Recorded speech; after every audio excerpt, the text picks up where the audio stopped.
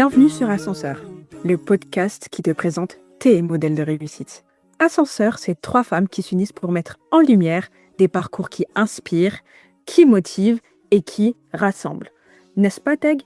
Exactement, Diary. Nous sommes persuadés qu'on a besoin de repères pour y voir plus clair. Nous sommes aussi persuadés que les récits de vie peuvent être une cause pour révéler notre potentiel. Pas vrai, Awa? Clairement, on partage une vision selon laquelle chaque femme peut créer sa propre réussite. À chaque épisode, nous vous proposerons des parcours de femmes qui ont réussi à leur manière. Bonne écoute! Salam alaikum.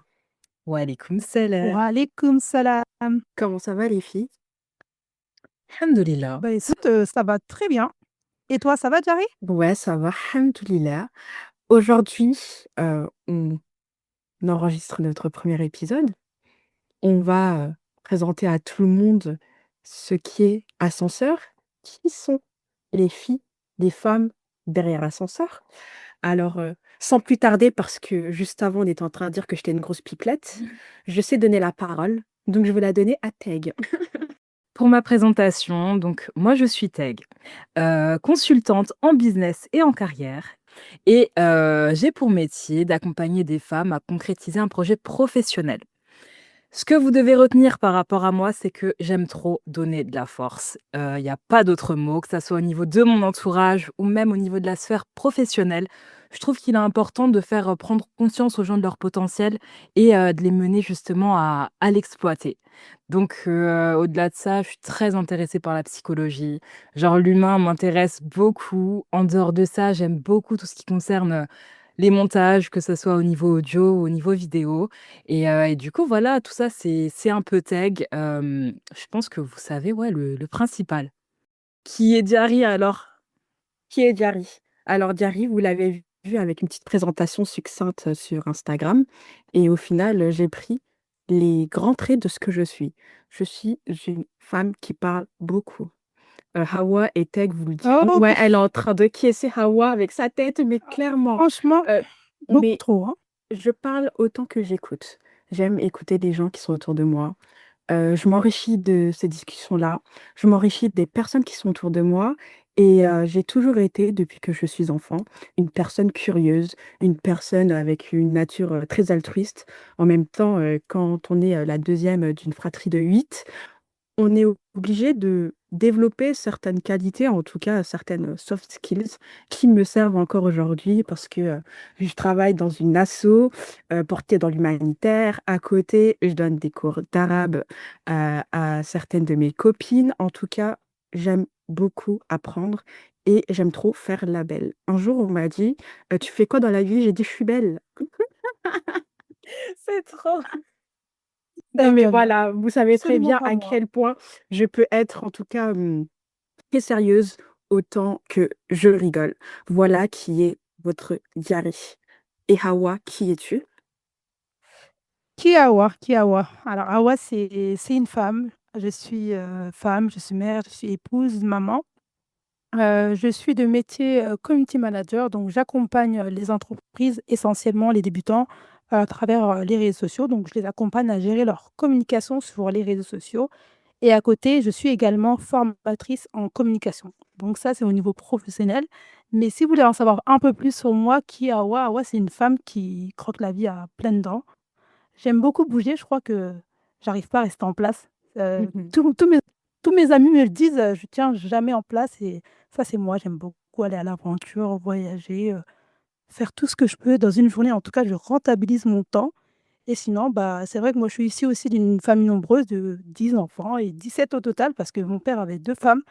Donc du coup, c'est vrai que j'ai réussi à trouver ma place quand même, dans une fratrie de 10. J'ai réussi à trouver ma place parce que, je suis quelqu'un qui n'a pas sa langue dans sa poche. Je dis, haut et fort ce que je pense. Ça plaît pas, tant pis et je suis plutôt, celle qui prend les devants, la leader qui va prendre des décisions et puis, qui fonce, tête baissée.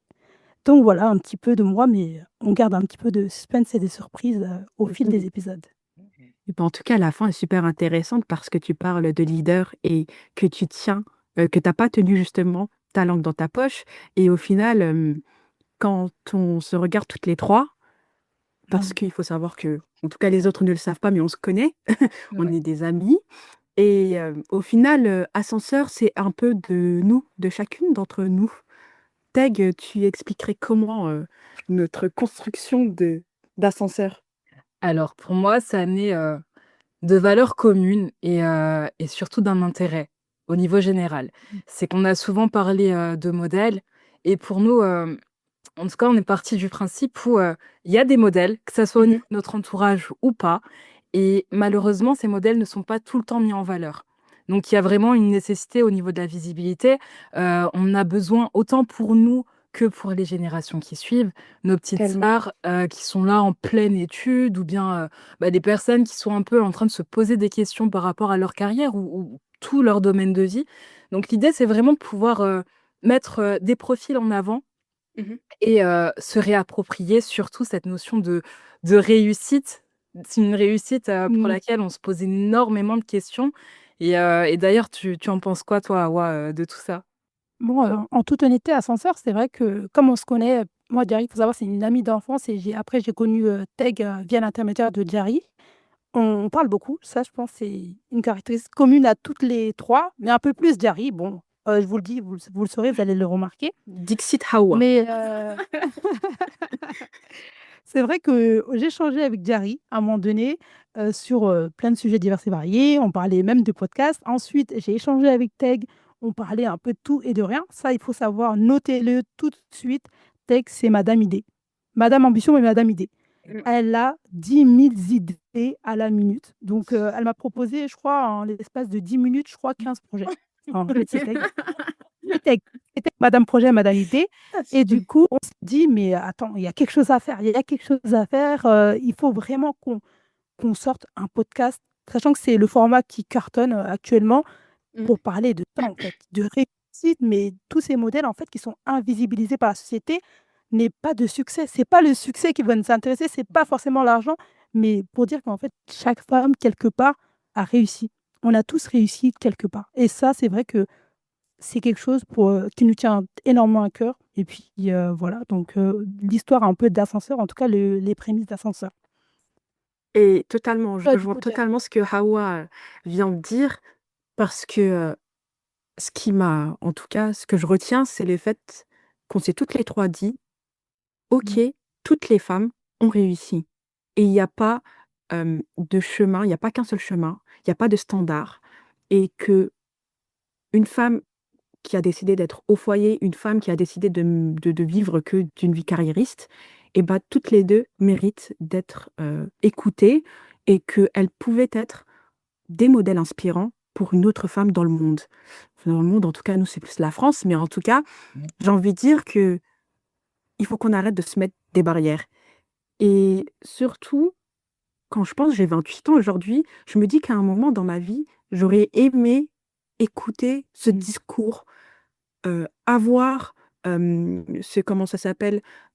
Des exemples autour de moi parce que, alhamdoulilah, quand même, j'ai ma maman, j'ai ma sœur, j'ai eu des cousins, des cousines et cetera. Mais cela n'empêche que ça me manquait, vous voyez? Au bout d'un moment, on a nos compétences, on a nos connaissances et parfois les personnes qu'on a autour de nous ne suffisent pas pour rêver plus grand. Et je mmh. dis pas qu'il y a un seul type de rêve, je dis qu'il y a plein de types de rêves. Et Ascenseur, c'est ça, montrer tous les rêves que l'on peut avoir.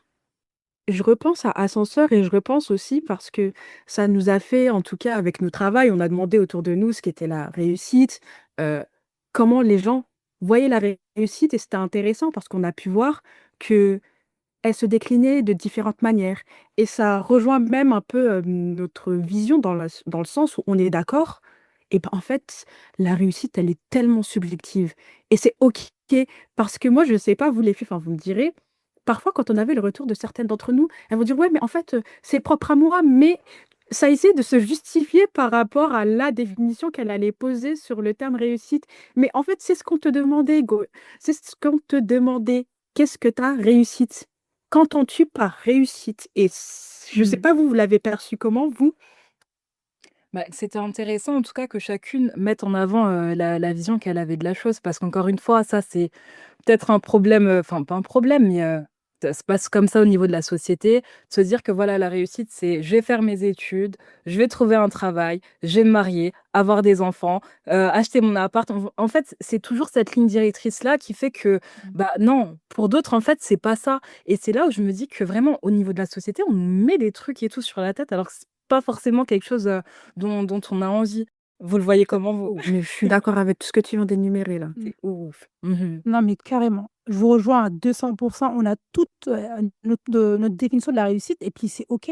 Et à chaque fois, ça arrive, enfin, je te rejoins beaucoup quand les gens, tout de suite, ils vont dire: «Ah bah moi, j'ai ma définition, mais en fait, c'est pas celle qui colle à la société». Mais on s'en fout en réalité. Mhm. Ce qui va nous Clairement. intéresser, c'est pour toi, c'est quoi la réussite? Il y en a beaucoup, bien évidemment, dans une société où on est aussi en France, la réussite passe beaucoup, pardon, par tout ce qui est professionnel. Mm. On le sait. Mhm. Aussi par tout ce qui est financier. Parce qu'aujourd'hui, on sait que quand on réussit financièrement, on peut avoir beaucoup plus de choses. Ça impose quelquefois même le respect. Si tu as de l'argent, tu acquiers des choses que tu n'auras jamais si tu n'as pas d'argent. Mhm. Donc oui, il y en a beaucoup qui vont assimiler la réussite à tout ce qui est financier. Mais au final, au fond de toi, c'est quoi la réussite? Mhm. Et en réalité, c'est ça qui est important. Est-ce que pour toi, là, tu te lèves tous les matins, tu vas travailler, tu es heureux ou tu es heureuse en allant travailler? Est-ce que même si tu gagnes 10 000 €, tu estimes au plus profond de ton être avoir réussi? Ou est-ce que tu te dis au fond de toi, franchement, j'aimerais bien gagner, aller un SMIC et être très heureuse actuellement dans ma vie? Et ça, c'est ce qu'on vit, enfin, beaucoup de personnes vivent ça. Mm. Tellement. À la prison dorée, enfin, du CDI, de plein de choses. Il y a pas que ça, il y a Mhm. plein de choses. Donc, effectivement, je trouve que c'est assez complexe, mais au final, ce qui va être génial via ce podcast, c'est de se dire: «Bah, c'est OK, tu veux être mère au foyer, mais c'est génial. Mm. Tu veux gagner juste maximum 2 000 €, bah, c'est très, très bien. Si au contraire, toi, ton ambition, c'est d'avoir une carrière de ouf et de gagner 10 000 €, c'est tout aussi bien. Et Mhm. si au contraire, pour toi, réussir, c'est uniquement faire de l'humanitaire, via des associations, pareil, c'est tout aussi bien. Mhm. Donc moi, je le vois vraiment comme ça. Ce que j'aimerais ajouter, c'est cette notion qu'on peut avoir figé de tout. Tous les concepts qu'on a et qu'on pense en fait bah, à 18 ans, 28 ans, 38 ans, bah, ah mince, à 18 ans, je pensais pas à la chose là. Bah, maintenant, 10 ans plus tard, c'est plus pareil en fait. Et j'ai envie de dire, Dieu merci qu'on ne pense pas la même chose bah, 10 ans en arrière parce qu'on évolue. La société évolue, mais ce qu'il y a de plus important, c'est nous, notre construction. Et je pense qu'on doit aussi se défaire de ça, tu vois, de tout ce qu'on avait de planifié, et cetera. Parce que c'est aussi un aspect de vivre l'instant présent. Vous voyez? C'est très bien d'avoir des objectifs, et je pense que ça peut nous motiver. Pour certains, c'est essentiel même, pour se lever, chaque matin, et cetera. Mais j'ai envie de dire que ça ne doit pas être obsessionnel. Ça ne doit pas être une obsession. Et je sais que Madame Ambition, en tout cas, si vous ne la suivez pas, suivez-la, parce que je trouve qu'elle apporte, en tout cas, elle déconstruit beaucoup de choses, notamment, bah, là, on parle de réussite pro. Dans le professionnel, franchement, il faut vraiment qu'on déconstruise et bah, des notions, des aspects, des comportements que l'on croit être normal et qu'on se force alors que pas du tout. N'est-ce pas, Madame Ambition? Mais totalement. Ça, c'est ce que je rappelle vraiment comme étant ma vision. Pour moi, ce qui est important, c'est vraiment d'être genre épanoui. Mais genre vraiment, genre l'épanouissement de soi, pour moi, c'est vraiment une chose qui est importante et ça rejoint justement ma vision de la réussite. Parce que je vois pas la réussite comme un objectif, genre un seul objectif à atteindre. Pour moi, et ça, c'est ce que je rappelle, c'est que c'est vraiment un cheminement. C'est que voilà, comme tu l'as indiqué, quand j'ai 18 ans et tout, je sais pas, mon goal, c'est ça, d'avoir mon permis, je sais pas, de sortir avec mes copines, enfin, peu importe. Mais ce ne sera pas la même chose que 10 ans après et c'est OK. Pour moi, ce qui est vraiment important, c'est d'être satisfait, en fait, de se dire que voilà, j'ai fait les efforts, j'ai fait les causes nécessaires pour atteindre ce qui, pour moi, est important et on y est. Et je passe à un autre objectif. Mais il faut pas que j'oublie, par contre, ce que j'ai accompli avant. Faut pas que je ne sois pas reconnaissante, en tout cas, par rapport à ça et c'est vraiment comme ça que je le vois. Vous le voyez comment, vous, les filles? Ouais, totalement. Non, je vous rejoins à 200% et surtout se dire, comme tu l'as si bien dit, Teg, de savourer chaque instant parce qu'au final, il y en a beaucoup, hein, qui disent ça: «J'ai atteint l'objectif, bah, je suis déçu, je suis pas bien». Pourquoi? Parce que tu as pas savouré les étapes, tu avais que cet objectif. Mais une fois que tu l'as atteint, il se passe quoi? Il y en a énormément qui disent ça, surtout les grands sportifs. Et au final, c'est quoi le plus important à garder en tête? C'est de se dire, la réussite, c'est vaste, mais on ne peut pas réussir partout. Donc, on peut réussir à un moment donné, même à 18 ans, et échouer à 25 ans. On peut se marier à 20 ans et divorcer pardon, à 30 ans. On peut se marier à 30 ans et être très épanoui. C'est ça aussi qu'il faut prendre en compte, c'est que la réussite, c'est pas quelque chose de figé dans le temps, ça évolue énormément avec le temps, avec plein de choses. On peut réussir sa vie de famille, son foyer et échouer au travail. On peut avoir un travail excellent, ne pas avoir de vie de famille. On peut réussir sa spiritualité, pardon, et ne pas la réussir. On peut exceller dans des domaines et ne pas être bon dans d'autres, et c'est totalement OK. Mais c'est super important ce que tu dis vraiment, c'est le fait que voilà, la réussite, c'est pas quelque chose de linéaire. Comme tu l'as dit, genre quelque chose qui fluctue tout le temps avec des hauts et des bas, et c'est ce qui est important.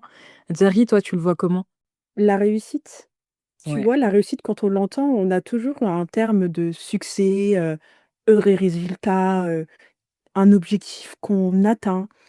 Et tu vois, parce que je trouve que c'est important de le rappeler, je veux juste faire Mhm. un petit retour, c'est que Ascenseur, c'est aussi de mettre en avant des femmes comme nous, parce que je suis complètement une... Bah, vous l'avez déjà vu sur Insta, je suis une femme noire, je suis peul, je suis musulmane, et on avait aussi cette envie de mettre en avant des femmes bah, qui sont à l'intersection de toutes ces Mmh. identités-là, parce qu'on est consciente de ce que bah, comment on est représenté dans la société et surtout comment on peut battre en tout cas casser ces plafonds de verre qui à un moment vont arriver dans notre ascension vers là où on veut aller, vous voyez. Et Mmh. pour revenir sur la réussite, au-delà du fait de l'aspect spirituel, parce que pour moi c'est essentiel, au final, toutes les choses que je fais, c'est en fonction de ce que je vais acquérir le jour dernier. Mais ici, c'est la liberté. Vous voyez, ma liberté, c'est que je suis une femme noire musulmane et j'ai envie de l'être partout où je veux et surtout ne pas me poser de questions par rapport à cela pouvoir être une carriériste, pouvoir être une maman, pouvoir être une épouse. Bon, les deux derniers, si un jour Dieu me le permet, mais vous voyez, ne pas me poser de questions avec toutes les casquettes que je veux avoir. Et je trouve que c'est tellement important, cette représentation, mais cette définition pour moi, parce que quand j'étais plus jeune, je rêvais grand, je rêvais d'être présidente. Et à aucun moment, je sais que mes parents m'ont dit un jour, tu ne pourras pas être présidente. J'ai toujours eu des parents qui m'ont dit, go girl, you can do it, tu vois. Mhm. Et malheureusement, c'est autour de moi, quand tu avances avec les années, l'âge, la société, tu commences à te comparer et tu te rends compte, ah, finalement, je pourrais pas être présidente. Et je trouve que c'est dur. Mhm. Vous voyez?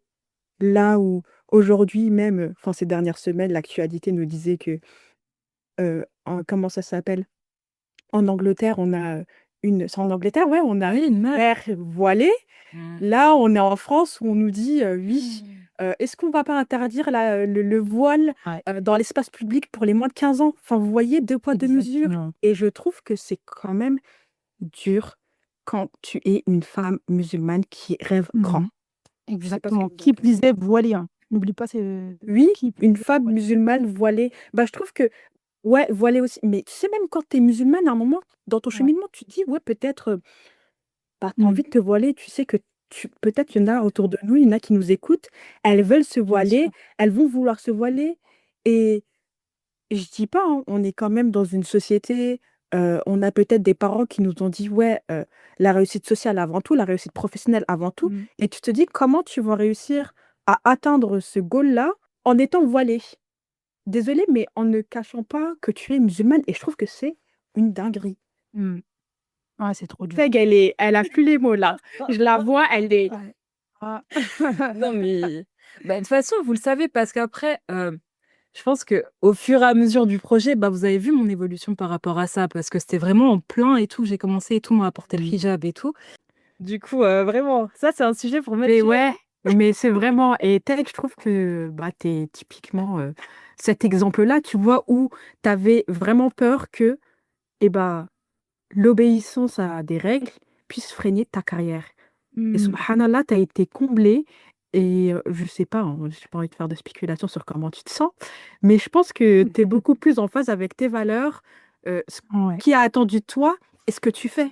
Mais c'est ça. Ouais et puis elle avait besoin, je pense. C'était la chose pour à laquelle elle avait besoin pour sauter le pas, Mmh. Mais pour c'est aller de ça. l'avant et tester de nouvelles choses parce qu'elle était restée quelque part un peu dans son CDI et là, Mmh. c'est l'occasion par excellence pour justement se dire: «Allez, on y va, on teste Mais et puis, exactement. on y va à 200 quoi». Et c'est pourquoi c'est vraiment clair et encore une fois, c'est vraiment ce que je véhicule, c'est le fait d'être aligné. En fait, si tu es pas toi, que ça soit franchement à n'importe quel, plan et toute ta vie, que ça soit au niveau perso ou pro, quand tu es pas pleinement toi et bah, tu te sens pas bien, tu es déséquilibré et c'est ce qui fait que, bah, tu te plais plus là où tu es et alhamdoulilah et tout, bon, j'ai eu l'occasion de le faire. Assez parlé de moi.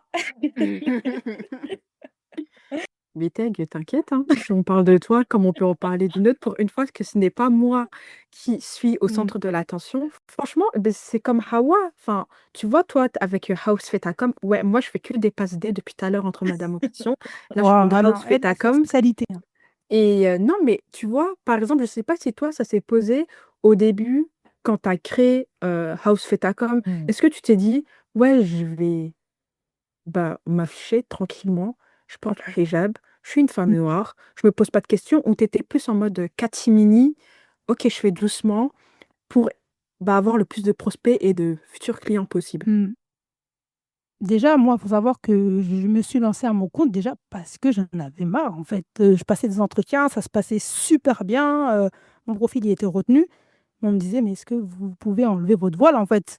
Mmh. Du coup, le dernier entretien, c'était celui de trop. Je me suis dit: «OK».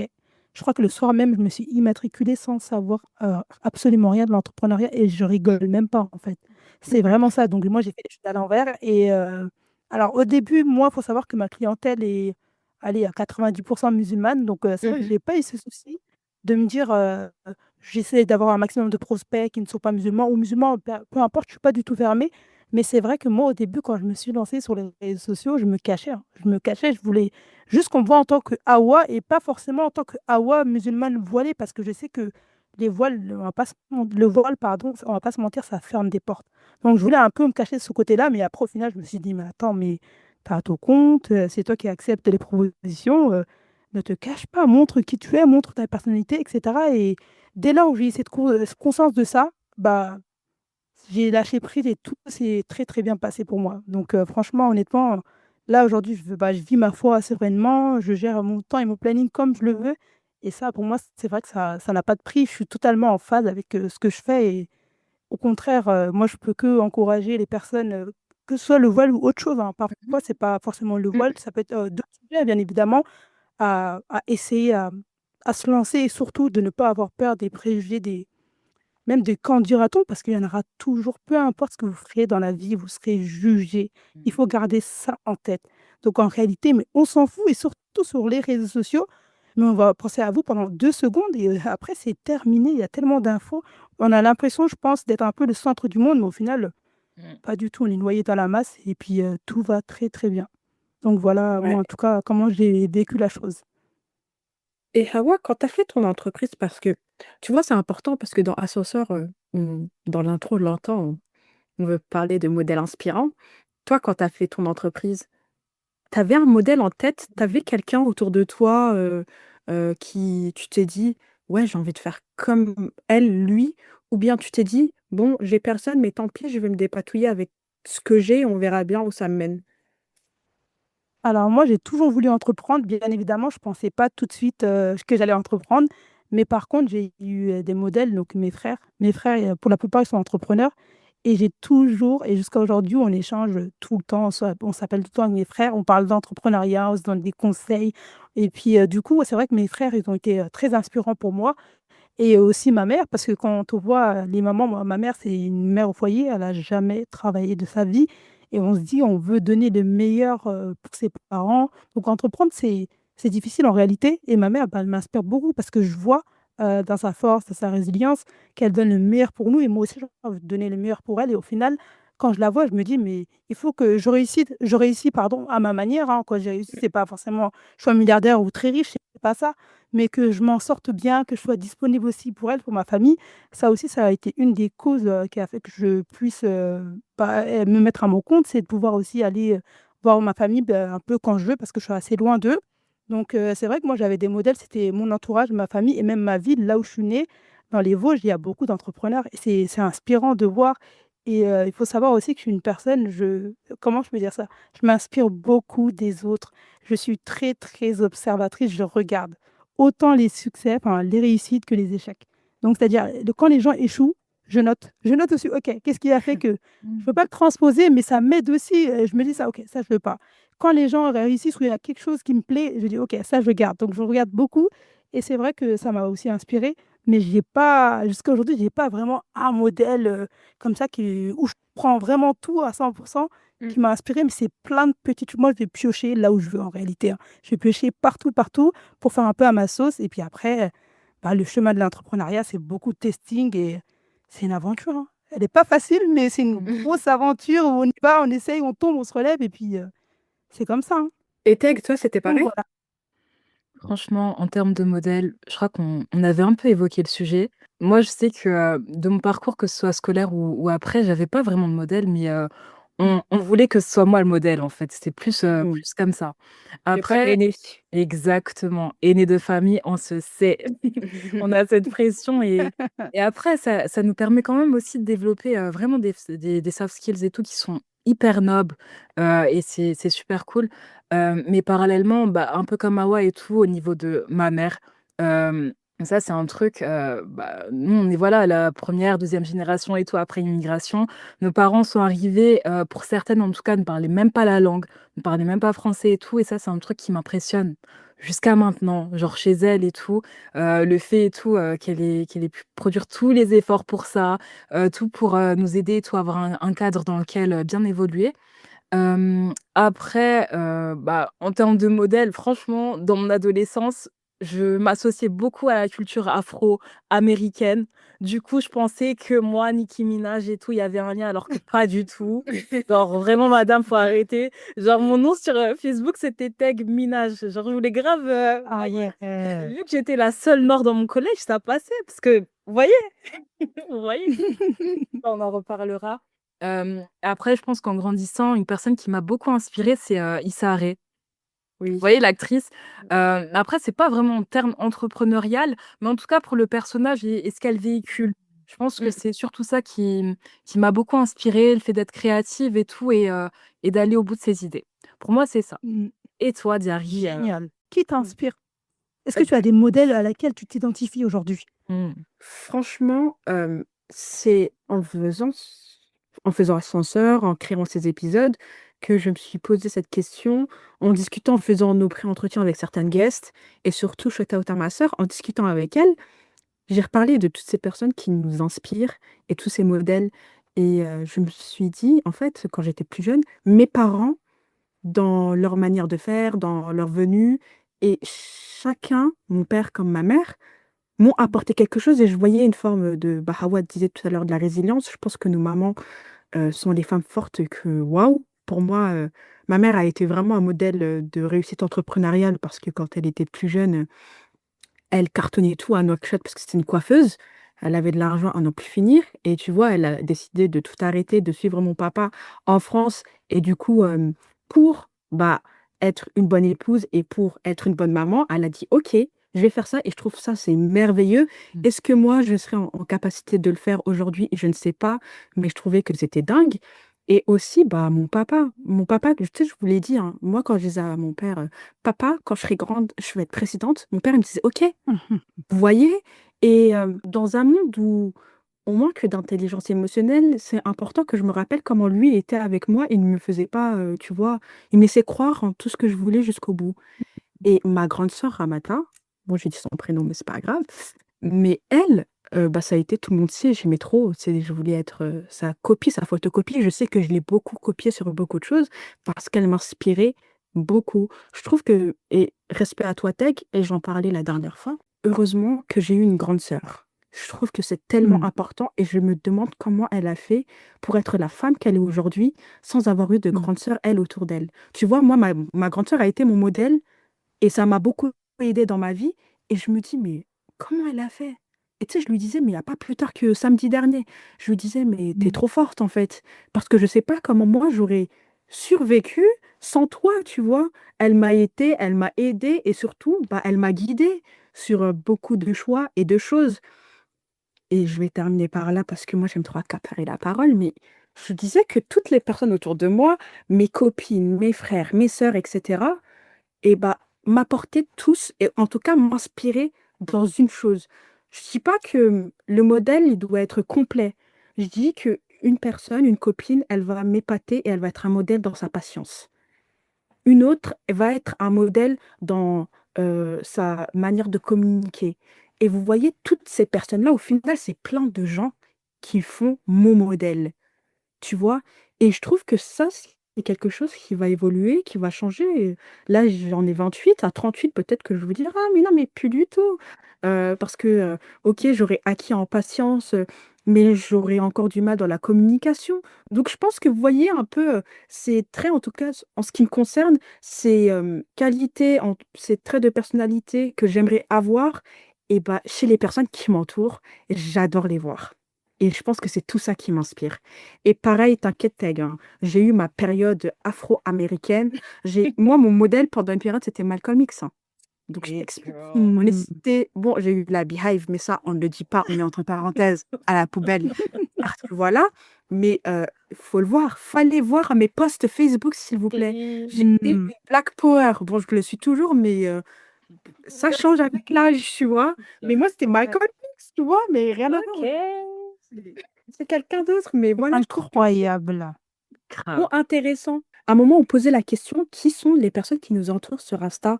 Mhm. Et en fait, on n'oublie pas que même autour de nous, il y a des femmes qui nous Mmh. entourent. Et ces femmes-là, eh bah, c'est important de leur dire parce que parfois, c'est juste dans un coin dans notre tête. Et moi, bah, Hawa, elle m'inspire par House Fetacom, par son modèle, comme elle l'a dit, hein, elle s'est levée du jour au lendemain, elle s'est immatriculée, mais alhamdoulilah, aujourd'hui, bah, sa boîte, elle peut en vivre, sinon je pense qu'elle aurait déposé bilan depuis longtemps. Et Teg, par ton modèle, bah, comme Hawa Mmh. disait juste avant, t'es une femme qui brainstorm quotidiennement, et il faut parler de Madame Ambition, comment tu l'as créée, et comment surtout tu es devenue ces derniers mois. Et je trouve que c'est important de le dire. Les gens autour de nous sont inspirants. Et mes copines, Mmh. si vous m'écoutez, sachez que vous m'inspirez Mmh. toutes Oh. autant que vous êtes. Et je remercie Allah de vous avoir de moi là-dessus. Oh. Donc c'est moi qui va être voix off. Je vais tous vous expliquer les rôles de chacune ici. Tari, c'est la grande loveuse. Elle aime trop aimer. Il y a des Madame. gens qui aiment aimer, respectent. Ça, bah, tu m'inspires par ça, justement. Elle donne beaucoup d'amour à ses proches. C'est Ça, important. Oh, t'es trop trop. mignonne, Hawa. Oh, je vais pleurer. Donc, on est dans une Non, session love là. Genre vraiment. Ok, donc Diary, pareil, par rapport à sa patience et sa douceur, c'est des choses qui m'inspirent beaucoup. Et Arwa, incroyable. toi aussi, au niveau de ta gentillesse, ta générosité et le fait que tu apportes beaucoup aux gens. Tellement. Désolée, mais là, il faut qu'on se donne un peu d'amour, là. Ça donne du... Non, vous, C'est c'est ça, c'est ça votre sincère problème. et vraiment, je le pense, Ouais, les filles. Et je pense que c'est pour ça qu'aujourd'hui, on en est à là.